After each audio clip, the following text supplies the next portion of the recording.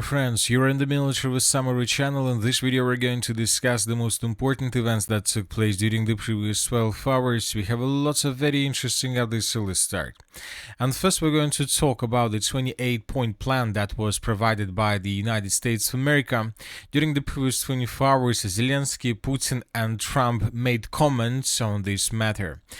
Zelenskyy is preparing the Ukrainian people for capitulation. Key points from the Zelenskyy's video address. Currently, Ukraine might face a very difficult choice, either to the loss of dignity or the risk of losing a key partner. So most likely he was talking about the United States of America.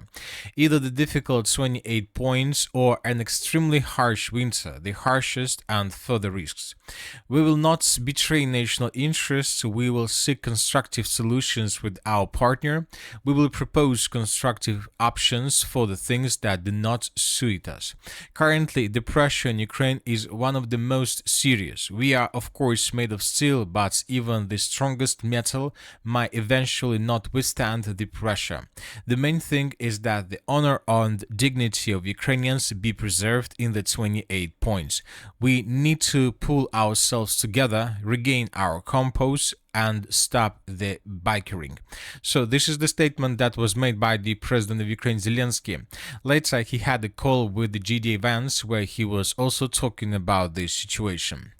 Very interesting video and very interesting statement is coming from the Russian Federation, because yesterday in the evening the president of Russia also gave us his opinion on this matter.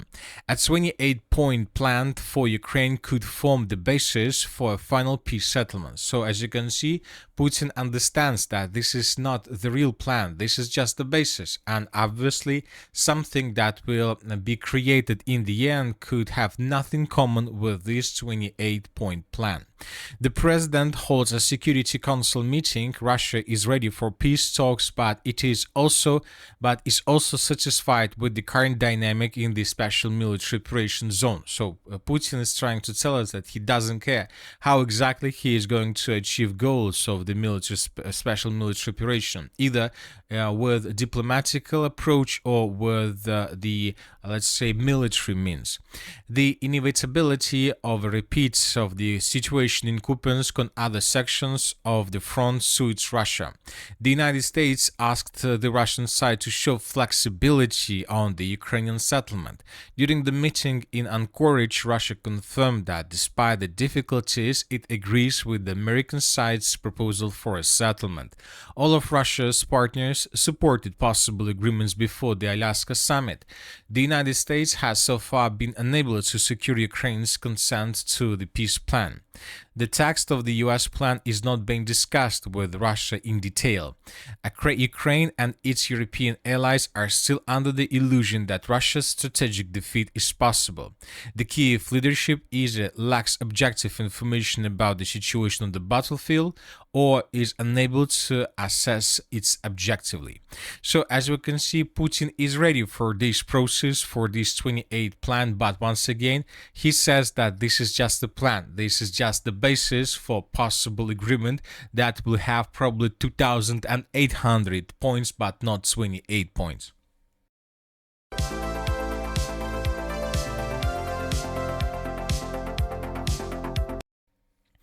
And after Zelenskyy and Putin made statements, the President of the United States of America also shared with us with his opinion. Peace will come soon. Zelenskyy will have to approve the US peace plan. I think Ukraine should hurry up and make a decision on the peace plan. This winter will be cold. At some point, he's going to have to accept something. If he doesn't like the US plan, then he can keep fighting. I think if he doesn't accept it, the US will withhold its support for Ukraine. If Zelenskyy doesn't like something in our plan, we'll have to make him to like it. Remember, I said in the Oval Office, you have no cards. Don't forget this. I inherited this war. Earlier, the US threatened to cut off arms supplies and intelligence sharing to Kyiv if it didn't approve the peace plan by November 27, so by the end of the next week. Furthermore, I would like to point your attention that right after Zelenskyy accepts this plan, the US generals will move and will fly to the Russian Federation with the purpose to discuss this plan with the Russian authorities. Anyway, let's wait and see what is going to be next, but obviously lots of things might happen during the next several days. Now let's discuss the situation on the ground, and first let's talk about the Zaporozhye direction. During the previous 12 hours, we received lots of very interesting updates. And first we're going to talk about the Orikhiv direction. Yesterday in the evening, pro-Ukrainian sources stated that Russians launched another offensive operation in this area, and as a result of attack, the Russians managed to break through Ukrainian defense and answer the settlement of Danilovka. And pro-Ukrainian sources published additional article about this attack.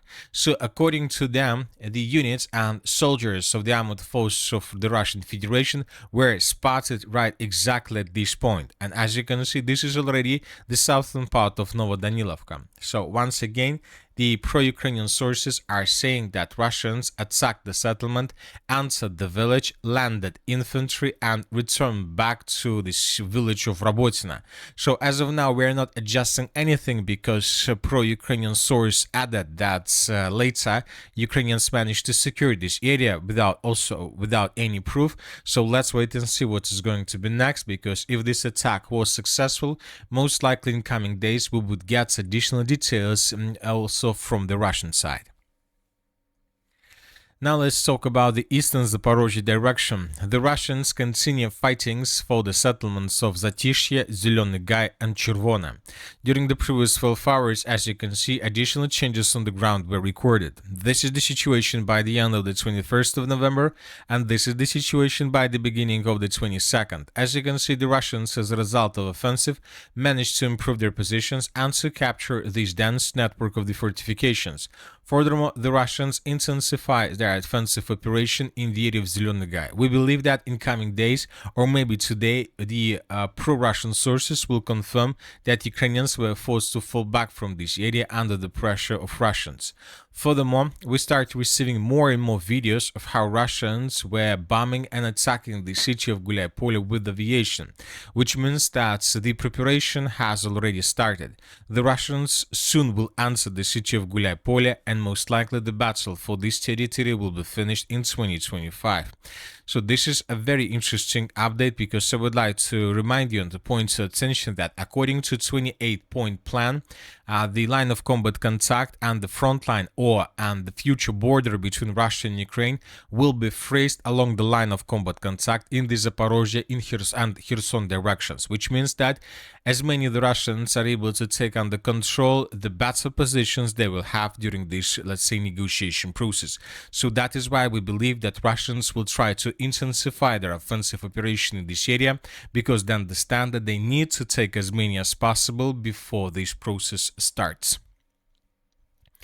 A bit further to the north, the Russians also improved their positions according to different neutral mappers. So this is the situation by the end of the 21st of November. The Russians just secured the settlement of Radisne. We have already discussed this situation, and today, this morning more precisely, several neutral mappers specified the situation in this area. Now let's talk about the city of Pokrovsk. During the previous 12 hours, lots of sources reported that Russians managed to capture the city of Pokrovsk completely. I would like to remind you that 2 days ago, the chief of the General Staff of the Armored Forces of the Russian Federation stated that by the end of the 20th of November, the Russians secured up to 75% of the city of Pokrovsk. And this morning, on the 22nd of November of 2025, we received the report that the Russians managed to capture the settlement completely.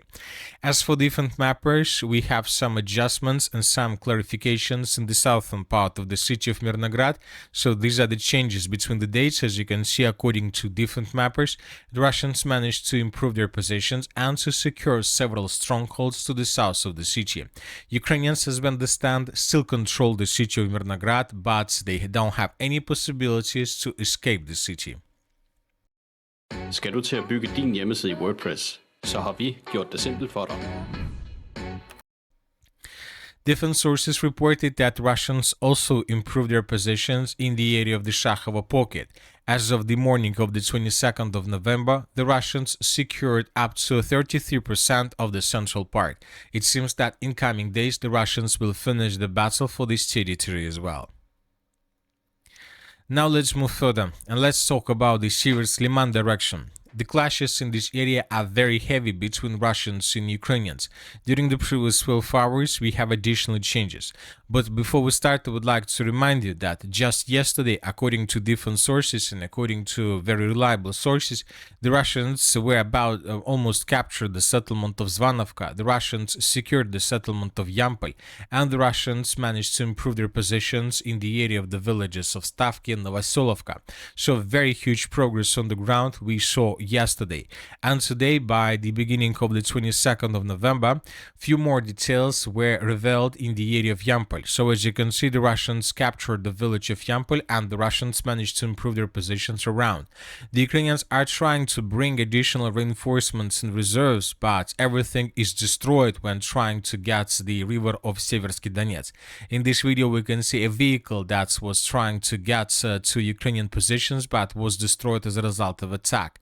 Another video took place almost at the same area, but this time the Russians ambushed another Ukrainian vehicle that was moving in the direction of Yampol. The vehicle was destroyed with FPV drone.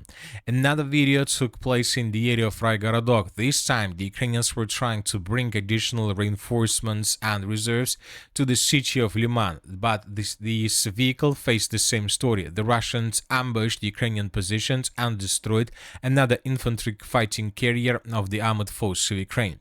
So this is the situation. We see that this configuration is a critical configuration for the armored force of Ukraine, and obviously Ukrainians will not be able to hold their positions for a very long period of time in this area.